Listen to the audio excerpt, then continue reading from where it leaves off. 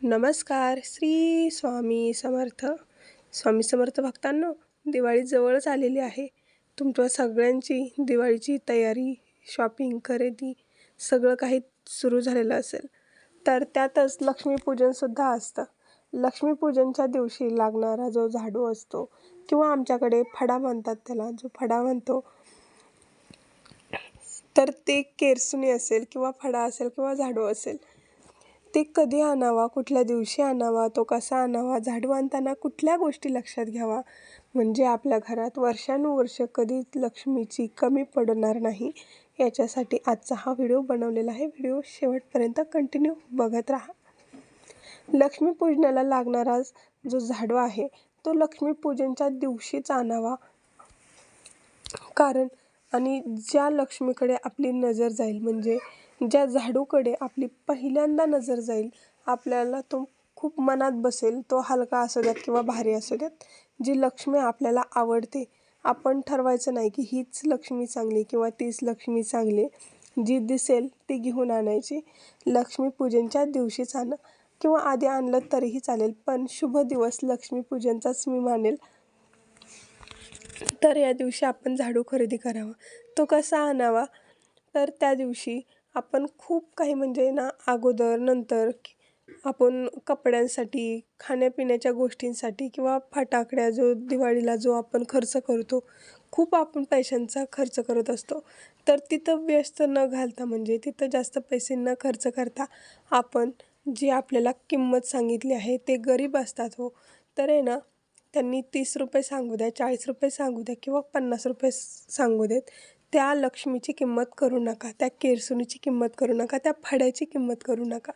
जी किंमत त्यांनी सांगितलेली आहे त्याच किमतीत तुम्ही तुमची लक्ष्मी आणा, आनंदाने आणा.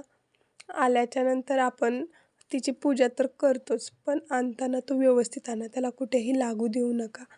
आणि जो झाडू असतो, जी केरसुणी असते, ती तर प्रत्येकजण आता केरसुणी जास्त वापरत नाही, मात्र लक्ष्मीपूजनला ज्याचं महत्त्व आहे ते आहे केरसुणीचं झाडू, फड्याचं. काही ठिकाणी वेगळी भाषा असेल, कलाई वाटते मला, तर दुसरीकडे काहीतरी बोलतात, पण आमच्या इकडे फडा किंवा केरसुणी असंच बोलतात. आणि त्याला लक्ष्मी स्वरूपात शेतकऱ्याने बनवलेलं असतं. जे कामगार असतात ते रानावनात भटकून लक्ष्मीपूजनासाठी जे आपल्यासाठी केरसुणी तयार करतात, विणतात, बनवतात, 3 त्याच्या वेण्या करून, तिन्हीची एक करून त्या झाडूला रूप आणतात लक्ष्मीचं. आणि ती लक्ष्मीला आपण त्या दिवशी एक कलाई बांधायची आहे. ती कलाई दुसऱ्या दिवशी सोडून देऊन झाडूला व्यवस्थित बांधून दुसऱ्या दिवशी आपल्या तिजोरीमध्ये ठेवायचे आहे.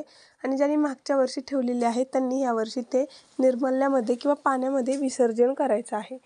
तर याने आपली लक्ष्मी घरात सदैव टिकून राहते. आणि लक्ष्मीला येता जाता लाथ देऊ नये, त्याने मारूही नये, कारण की लक्ष्मी आपल्यावरती नाराज होऊन ते आपल्या घराच्या बाहेर निघून जाते.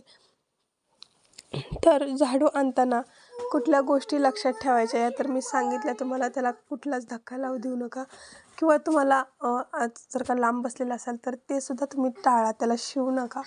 खरंच हे खूप जे आपल्याला सहन करून घ्यायचं असतं ना, म्हणजे खूप काही असं विचित्र गोष्टी घडतात ज्या आपल्याला पिरियड्समध्ये नसतात करायच्या देवांच्या बाबतीत. तर हे सगळं टाळा, लांब बसा, किमान त्या दिवशी तरी. लक्ष्मीपूजनाच्या दिवशी लक्ष्मीची पूजन करायचं आहे, घराची पूजा करायची आहे. आणि या दिवशी स्वामींचा जप तर केलाच पाहिजे. आणि लक्ष्मीचा मंत्र ओम श्री महालक्ष्मी नमः, ओम श्री महालक्ष्मी नमः किंवा ओम श्रीं श्रीं श्रीयाय नमः या मंत्राचं पठण 108, 1008, शक्य नसेल तर 51, कमीत कमी 21, 11, 5, 7 यावेळेस तरी आपण पठण करावं. सर्व मांगल मांगल्ये शिवे सर्वार्थ साधिके शरण्यं त्र्यंबके गौरी नारायणी नमोस्तुते. वक्रतुंड आपण ज्या वेळेस लक्ष्मीची पूजा करायला घेतो, या दिवशी आपल्याला सर्वात अगोदर सुपारीची पूजा म्हणजे गणपती बाप्पाची पूजा करायची असते. वक्रतुंड महाकाय सूर्यकोटी समप्रभ निर्विघ्नं कुरु मे देव सर्व कार्येषु सर्वदा. अगोदर हा श्लोक, हा मंत्र म्हणायचा आहे. त्यानंतर आपण लक्ष्मी कुबेरची पूजा करायची आहे. लक्ष्मीचा व्यवस्थित फोटो ठेवायचा. त्याचबरोबर आपली जी केरसुणी आहे, जी झाडू आहेत, तिचीही पूजा करायची.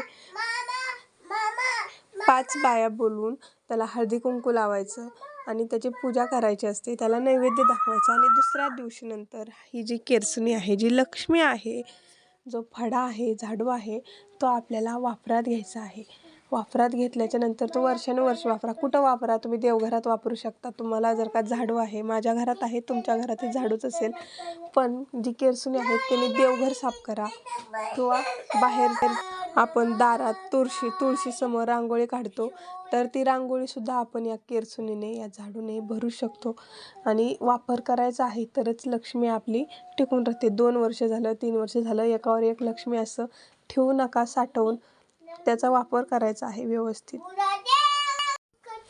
लक्ष्मीचा वापर योग्य त्याप्रमाणे करा आणि तिला लपवून ठेवा. कोणाच्याही नजरेआड ठेवू नका. नाहीतर म्हणतात की त्या लक्ष्मीला, आपल्या लक्ष्मीला जी लोक बाहेरची येऊन बघतात त्याला नजर लागते असं बोलतात. तर असं काहीही होऊ देऊ नका आणि लक्ष्मीची आपल्या व्यवस्थित काळजी घ्या. लक्ष्मीची व्यवस्थित पूजा करा. यानंतर मी व्हिडिओ दिवाळी संदर्भात टाकेल की नाही माहीत नाही, कारण की मी आता सध्या, तुम्हाला सगळ्याला माहिती आहे, मी व्हिडिओ एक अपलोड केला. मी माझ्या टाक्या उचकल्यात डिलिव्हरीचे 1 महिन्यानंतर सुद्धा आणि त्या डबल मला मारायला लागतील. आता हॉस्पिटलमध्ये ॲडमिट झाल्याच्या नंतर मला किती दिवस लागतील मला माहीत नाही आणि त्याचबरोबर पोटावरती एक बोट जाईल एवढासुद्धा खड्डा पडला आहे. त्याच्यामुळे मी काहीच सांगू शकत नाही. त्याचबरोबर मला खोकला आहे आणि मला माझ्या मुलीची, बाळाची सगळी काळजी घ्यायची. तर व्हिडिओ पाहिल्याबद्दल तुम्हा सर्वांचे मनापासून धन्यवाद. स्वामींच्या सेवेत रममान राहत चला, स्वामींची सेवा करा. त्याचबरोबर आपल्या लक्ष्मी घरात वास करण्यासाठी लक्ष्मी मातेची पूजा करा, कुबेरची पूजा करा.